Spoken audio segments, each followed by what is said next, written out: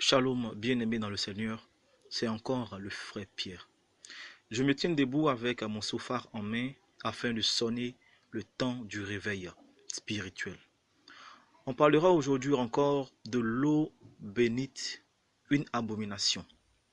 Bien-aimé dans le Seigneur, avant de m'insulter et de me traiter de menteur, s'il te plaît, prends ta Bible, écoute attentivement cet enseignement et vérifie tous ces versets bibliques afin d'être orienté par le Saint-Esprit. Dans l'Ancienne Alliance, on ne parlait pas d'eau bénite, mais plutôt d'eau de purification. Quand nous lisons le livre de Nombre 19, le verset 1 à 22, nous voyons que Dieu donne la loi concernant l'eau de purification, c'est-à-dire l'eau bénite à Moïse pour les enfants d'Israël. Pour que cette eau de purification soit constituée, Dieu exige des ingrédients tels que une jeune vache rouge sans défaut. On brûle la vache accompagnée de bois de cèdre, de l'hysope et du cramoisi. Cette eau était répandue sur ceux qui ont été en contact avec les morts, sur ceux qui ont vu leur maison être frappée par le deuil afin de les purifier. Nulle part dans la Bible, bien-aimés, ils n'ont dit que cette eau appelée aujourd'hui eau bénite par les catholiques ne devait servir à bénir un individu, ni qu'elle servait de protection. Bien-aimé, réveille-toi, ouvre les yeux, car sans le savoir, ces pratiques que tu approuves sans savoir si elle vient de Dieu ou des hommes te conduisent en enfer. Dans la Nouvelle Alliance, on ne parle pas d'eau de purification, car le sacerdoce lévitique, avec ses lois cérémonielles et sociales, ont changé. C'est ce que nous dit le livre d'Hébreux, chapitre 7, le verset 11 au verset 14. La purification est Jésus-Christ lui-même par son sang. C'est ce que nous dit également Hébreux 9, le verset 11 à 14 et 1 Jean, chapitre 1, le verset 7.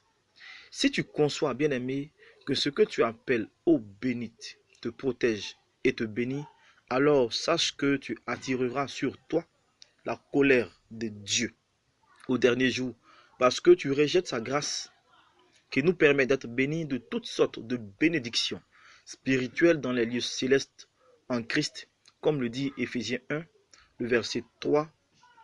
Cette pratique est de l'idolâtrie, bien-aimé. Sors de là, s'il te plaît.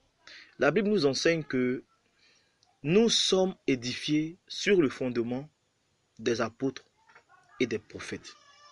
Les prophètes ont juste annoncé le fondement qui est Jésus-Christ, mais ils n'ont pas posé ce fondement.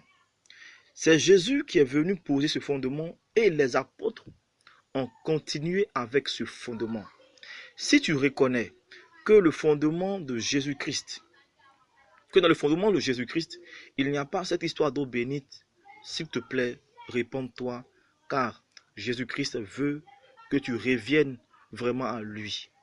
L'apôtre Paul pouvait nous dire que si un ange descend du ciel et nous prêche un autre évangile que ce que Jésus nous a annoncé et ce que les apôtres ont continué d'annoncer, alors que l'ange en question soit maudit. Et il dit également que si un homme nous prêche un autre évangile que ce que Jésus a annoncé, que ce que eux les apôtres ont annoncé, que ce dernier en question soit maudit. C'est ce que nous dit Galates 1, le verset 7 à 9. Bien-aimé, est-ce que l'évangile concernant l'eau bénite que tu as reçue vient réellement de Jésus-Christ? Est-ce que l'évangile concernant l'eau bénite, cette eau qui te protège des démons, cette eau qui protège ta famille, cette eau qui, te bénit, est-ce que c'est cet évangile-là que les apôtres ont annoncé? S'il te plaît, je ne te condamne pas. Sors de ce système-là, car Jésus-Christ revient bientôt et il veut te sauver.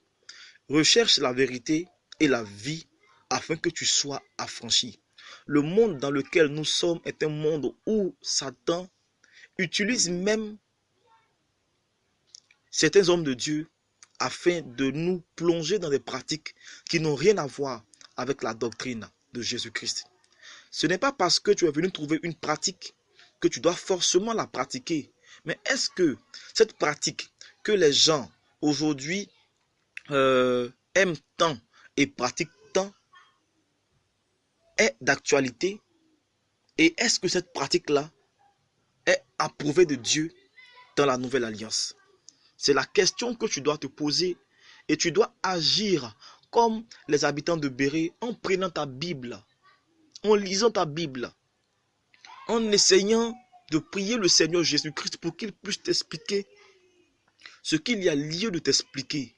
Si tu n'agis pas comme ça et tu veux suivre les hommes parce qu'il faut les suivre, je t'assure, bien-aimé, que tu vas t'égarer. Il nous reste peu de temps. Bien-aimé, il nous reste peu de temps. Le monde court à sa pète.